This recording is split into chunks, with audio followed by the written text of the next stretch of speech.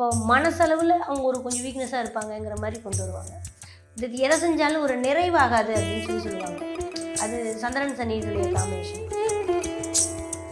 இப்போ 3ஆம் இடத்துல இருக்கிற முயற்சி பாவத்தில் இருக்கிற சனி, 2ஆம் இடத்துல இருக்கிற ராகு, இவங்கெல்லாம் வந்து வக்கர கிரகங்கள். இயல்பாகவே வக்கரமாக போகிறாங்க.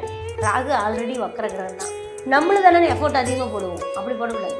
இது கொஞ்ச நாளைக்கு அப்படின்னு நினச்சி அதை மனசில் வச்சு போட்டாங்கன்னா வக்கர சனி யோகத்தை கொடுக்கும். இந்த இடத்துல காலபுருஷனுக்கு கருமஸ்தானம்ங்கிற ஒரு இடம் மகரத்துக்கு உண்டான விஷயமா இருந்தது. நமக்கு கீழே இருக்கிற லேபர்ஸுக்கு ரொம்ப பிடிக்கும் மகர ராசி. ஆனால் நம்ம அவங்கள கண்டுக்க மாட்டோம். ஸோ இந்த மகர ராசி என்பவர்கள் சனி பகவான் வக்ரமானதுக்கப்புறம் என்ன மாதிரியான விஷயங்களை கொடுப்பார்? நான் எப்போவுமே சொல்கிறது மகரம் ஒரு சிகரம்னு சொல்லுவேன். ஆனால் மகரத்தை பொறுத்த வரைக்கும் பார்த்திங்கன்னா, அங்கே சந்திரன் மகர ராசியில் சனியினுடைய வீட்டில் போய் சந்திரன் இருந்தாலும், சந்திரனுடைய வீட்டில் சனி இருந்தாலும், சந்திரன் சனி சேர்ந்தாலும் புணர்ப்புக்கு கொண்டு வராங்க.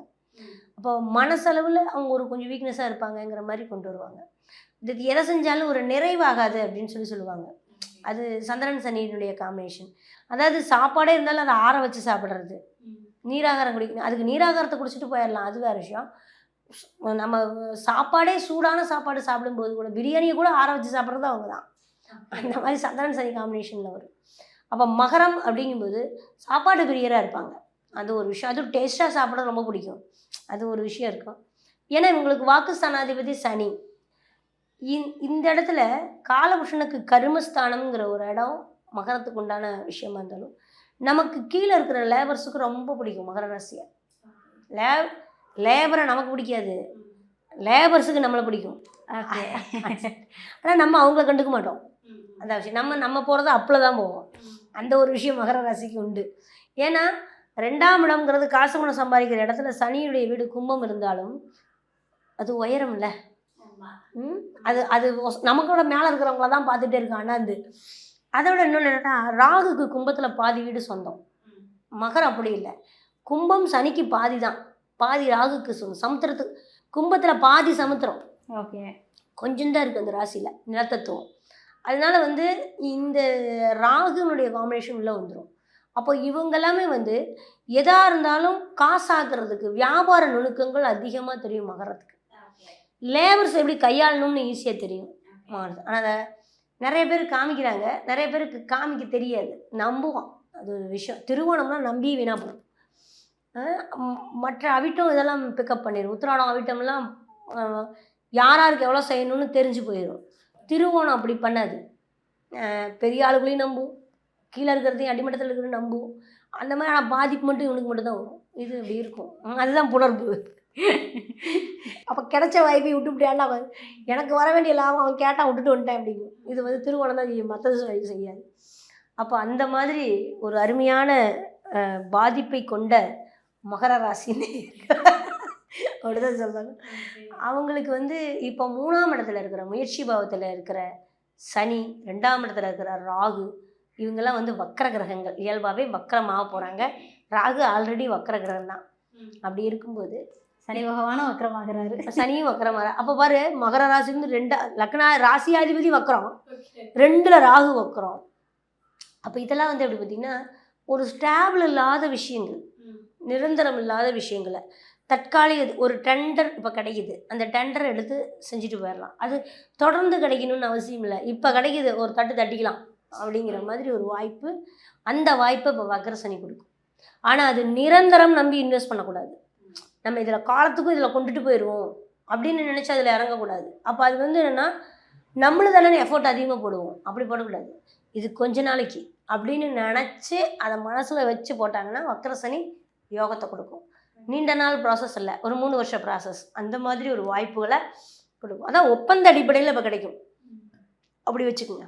ஏன்னா 3-7-11 இயல்பாகவே சனியும் நட்சத்திரம். அதனால் இந்த கான்ட்ராக்ட், ஒப்பந்த சம்பந்தமான விஷயங்கள் எல்லாமே மகரத்தோடு தொடர்பு கொண்டது.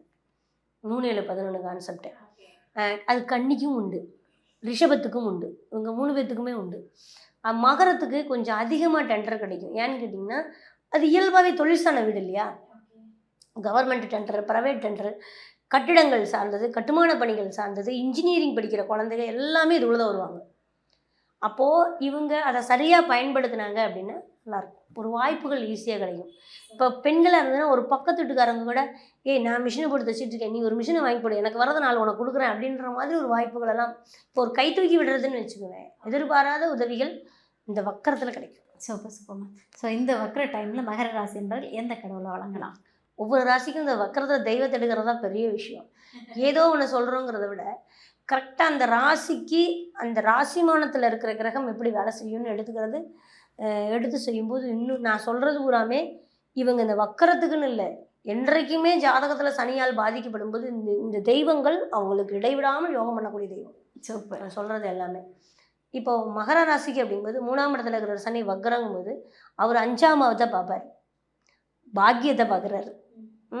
10ஆம் பார்வையாக 11ஆம் இடத்துல லாபஸ்தானத்தையும் பார்க்குறாரு. அப்போ 5, 7, 11 பார்க்குறாரு. 3, 7, 11 முக்கியமாக பொருளாதாரங்கிற இடத்த முக்கியமாக பார்த்துட்ருக்காரு. ஒரு அப்போ இவங்க என்னென்னா வழிபடக்கூடிய ஒரு விஷயம் அப்படின்னா நீர் தத்துவம். முதல்ல நீர் தத்துவத்தில் தான் சனி வக்கரமாகிறாரு. அதுக்கப்புறம் பார்த்திங்கன்னா அதோட 10 நிலத்தத்துவத்துக்கு விழுகுது அதோட பார்வை. சனியினுடைய வக்ர பார்வை அப்படிங்கும்போது அடுத்து பார்க்கும்போது பாக்கியத்துக்கு விழுகுது, அதுவும் நிலத்தத்துவம் தான். அப்போ என்ன பண்ணால் இவங்க ஒரு புளியோதரை மாதிரி செஞ்சு லக்ஷ்மி சம்மந்தப்பட்ட கோவில் இருக்கு இல்லையா, அங்கே வச்சு அன்னதானம் கொடுத்தாங்கன்னா செமையாக இருக்கும். Super ma'am. புளியோதரை செஞ்சு கொடுக்கும் பொழுது புதன் வீட்டில் சந்திரனுடைய காம்பினேஷன் அங்கே இருக்கும், புதன் சந்திரன் காம்பினேஷன். சனியால் பார்க்கப்படும் போது அது புளியோதரையாக மாறி அது அன்னதானமாக கொடுக்கும்போது, அதுவும் லக்ஷ்மி சம்மந்தப்பட்ட கோயிலில் விடுக்கும்போது ரொம்ப விசேஷமாக வேலை செய்யும். அது மட்டும் இல்லை, இவங்களுக்கு தான் இந்த மகரத்துக்கு தான் நீங்கள் இந்த வக்கரக்காளி, சுடுகாட்டில் இருக்கிற காளி இதெல்லாம் இருக்கு இல்லையா, அதெல்லாம் பேசும். 10 மயானம் அதாவது இறந்த கர்ம வீடு, ஒரு கர்மம் நடக்குதுன்னா அந்த வீடு 10, எரிக்கிற வீடு விருச்சகம், அந்த பாடியை கொண்டு போய் டிஸ்போஸ் பண்ணுறது விருச்சகம், மயான வீடு பெரிய காரியமான வீடு மகரம். அப்போ அப்படிங்கும்போது என்னென்னா அந்த மயானத்துக்கு கொண்டுட்டு போய் அங்கே ஏமகடம் செய்கிறாங்க இல்லையா, அந்த இடத்துல இருக்கக்கூடிய வழிபாடு இதை செய்கிறாங்க அப்படின்னா உங்களுக்கு அருமையான யோகமாக இருக்கும். சுடுகாட்டுக்கிட்ட இருக்கிற குகை கோயில் மேக்சிமம் மகர ராசியில் பிறக்கிறவங்க, மகர லக்னத்தில் பிறக்கிறவங்களுக்கு இயல்பாகவே அவங்களோட ஊர் சுடுகாட்டுக்கிட்ட ஒரு கோயில் இருக்கும், அவங்களுக்கு ஆட்பட்டுருக்கும். ஓகே, இது இருக்கும். குகை கோயில் இறந்தவங்களுக்கு வருஷான ஒரு தெய்வத்தை கொண்டு போய் போடுறது இது இயல்பாகவே இருக்கும். காலப்போக்கில் விட்டுருப்பாங்க, ஆனால் இருக்குதுன்னா நான் இந்த ராசியில் தான் பிறந்தேன் இருக்குது, ஆனால் அதுக்கு எனக்கு சம்மந்தம் இல்லைன்னு சொல்லக்கூடாது. போய் அழகாக ஒரு சனியினுடைய நட்சத்திர நாள் இல்லை சனிக்கிழமை நாள் அந்த நாட்களில் போய் ஒரு தீபத்தை அங்கே ஏற்றி வச்சுட்டு கும்பிட்றதோ, ஒரு சூடத்தை கொண்டு போய் வச்சு யாருக்கும் தெரியாமல் வச்சு கும்பிட்டு வருதோ, இதை செஞ்சாங்க அப்படின்னா அந்த கர்மாவினுடைய நம்ம மூதாதையர்கள் இறந்து போனவர்கள் நமக்கு அருமையான யோகத்தை கொடுப்பாங்க. Super ma'am, super. கேட்கறதுக்கு கொஞ்சம் பயங்கரமாக இருந்தாலும் ஆத்தோரத்தில் நல்லா இருக்கு. ஓகே, ஆத்தோரத்தில் சிவாலயம் பூரா ஆத்தோரத்தில் எல்லா சாமியும், அந்த காசி விஸ்வநாதர் கோயில் பூரா சுடுகாட்டில் தான் இருக்கும். எஸ். அப்போ அந்த காசி விஸ்வநாதர் கோயிலில் போய் இந்த வழிபாட்டை சுடுகாட்டில் பண்ணிட்டு வந்தாலே அவரும் அதுதானே. இப்போ நீங்கள் ஓயம்பா சுடுகாட்டில் கெடா வெட்டி சாப்பிட்டுட்டு இருக்காங்க, கெடா வெட்டி போட்டுட்டு இருக்காங்க காளிக்கு. அப்போ அர்ச்சந்திர மகாராஜா அங்கே கோயில் இருக்குது. இப்போ மேக்ஸிமம் நம்ம ஜோசியர் சொல்லப்போனால் முக்கியமான ஜோசியர்லாம் அங்கே தான் சொல்கிறாங்க பரிகாரம். இது காசி விஸ்வநாதர் இப்போ இருக்கிற எல்லா இடத்துலையும் சுடுகாட்டுக்கிட்ட அவர் தான் இருப்பார், இல்லைன்னா முனி இருக்கும் இல்லையா. இவங்க எல்லாம் அதுக்கு ஆதிபத்தியம் பெற்றவர்கள்.